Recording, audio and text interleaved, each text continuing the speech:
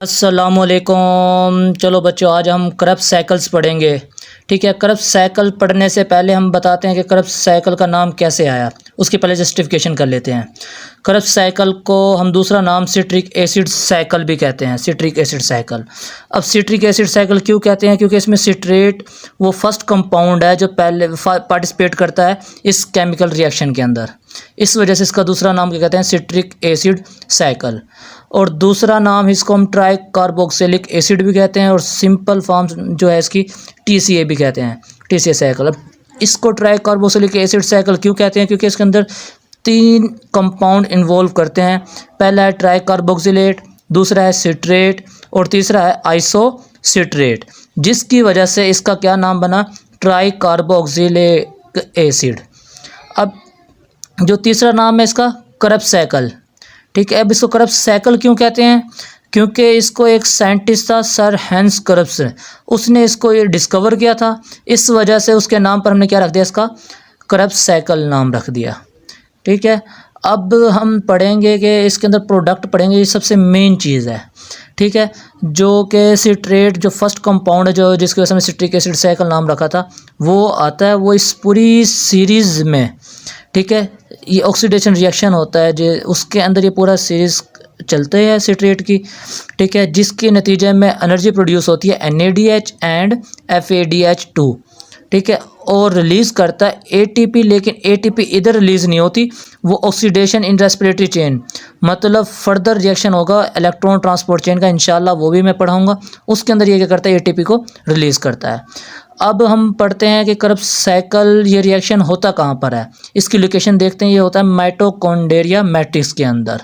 ठीक है, अच्छा, अब आपको मैं कोई मेन चीज़ पढ़ाना चाह रहा हूँ, इनको याद रख लेना स्टेप्स को, क्योंकि उधर ये इसके जो स्ट्रक्चर है उसमें आएंगे। ठीक है, कि डिहाइड्रेशन का मतलब क्या होता है?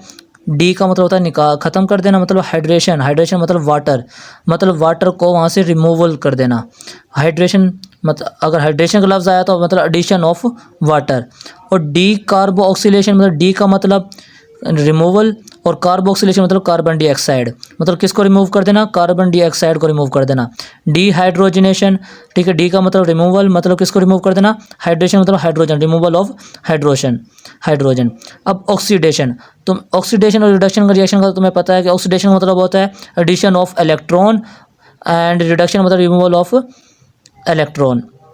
तो इसकी 2 तरीफ़ें होती हैं, और दूसरी तरीफ़ यह है कि removal of hydrogen is are called oxidation, and addition of electron is called oxidation, ये भी तरीफ़ है इसकी।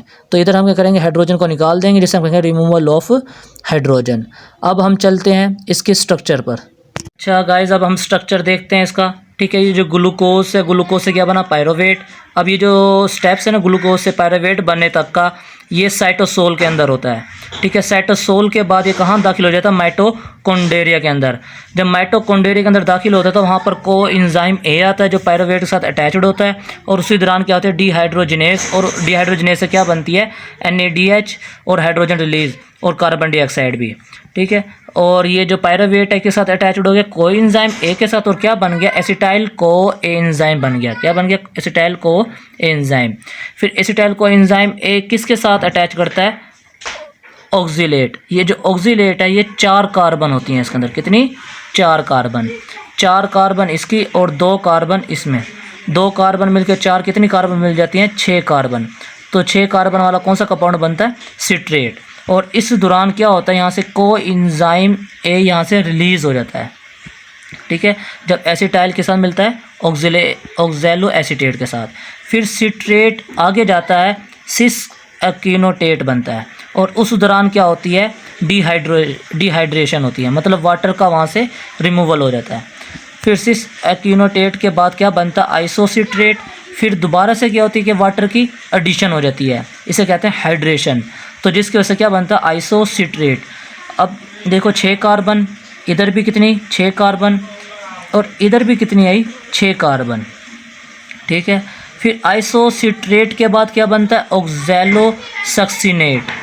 ठीक है, ऑक्सैलोसक्सिनेट जब बनता है तो इस दौरान क्या होती है कि डिहाइड्रोजिनेस होती है। क्या? डिहाइड्रोजिनेस।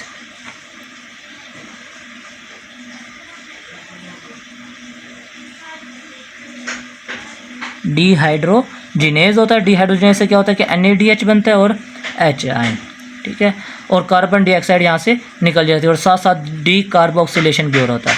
फिर क्या बनता है, ऑक्सैलोसक्सिनेट बनता है। ऑक्सैलोसक्सिनेट के बाद क्या बनता है, अल्फ़ा कीटोग्लूटरेट। जब अल्फ़ा कीटोग्लूटरेट बनता है तो वहाँ पे डी कार्बोक्सिलेशन होती है और कार्बन डाइऑक्साइड वहाँ से रिलीज़ हो जाती है।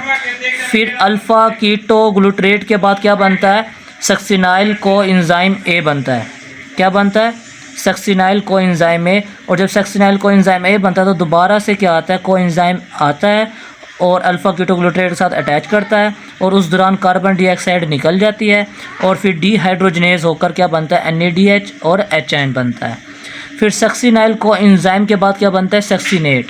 अब जो कोएंजाइम आया था इसके अंदर, फिर कोएंजाइम वापसी निकाल देते हैं और क्या होता है कि ग्वानिन डाइफॉस्फेट सिंगल फास्फेट से अटैच्ड होकर क्या बनाता है, GTP, ग्वानिन ट्राइफॉस्फेट बनाता है और क्या बन जाता है, ग्रुप बन जाता है हमारे पास सक्सिनेट। फिर सक्सिनेट के बाद क्या बन जाता है, फ्यूमेरेट। और फ्यूमेरेट जब बनता है तो उस दौरान क्या होती है, FAD आती है और FADH2 बनता है, ठीक है। 2 इलेक्ट्रॉन फ्यूमेरेट पूरे के पूरे एक्सेप्ट कर लेता है और साथ क्या बनाता है, FADH2। फिर फ्यूमेरेट से क्या बनता है, मैलेट। मैलेट के दौरान क्या होती है, डिहाइड्रेशन होती है मैलेट बनने से पहले, और डिहाइड्रेशन होने के बाद फिर क्या बनता है, मैलेट बनता है, ठीक है। फिर दोबारा से क्या होती है, डिहाइड्रोजनेज होता है। फिर डिहाइड्रोजनेज से क्या होता है, ऑक्सैलोस एसीटेट बनता है, ठीक है। फिर उस दौरान क्या बनता है, NADH और H आयन। इसी तरह ये रीजनरेशन का अमल क्रब्स साइकिल का होता रहता है और ये माइटोकॉन्ड्रिया के अंदर होता है, ठीक है। माइटोकॉन्ड्रिया के भी कहाँ, माइटोकॉन्ड्रिया के मैट्रिक्स के अंदर। इंशाल्लाह नेक्स्ट लेक्चर में हम इलेक्ट्रॉन ट्रांसपोर्ट चेन पढ़ेंगे। अगर आपको ये लेक्चर अच्छा लगे तो सब्सक्राइब, लाइक और कमेंट लाजमी करें। अल्लाह हाफिज़।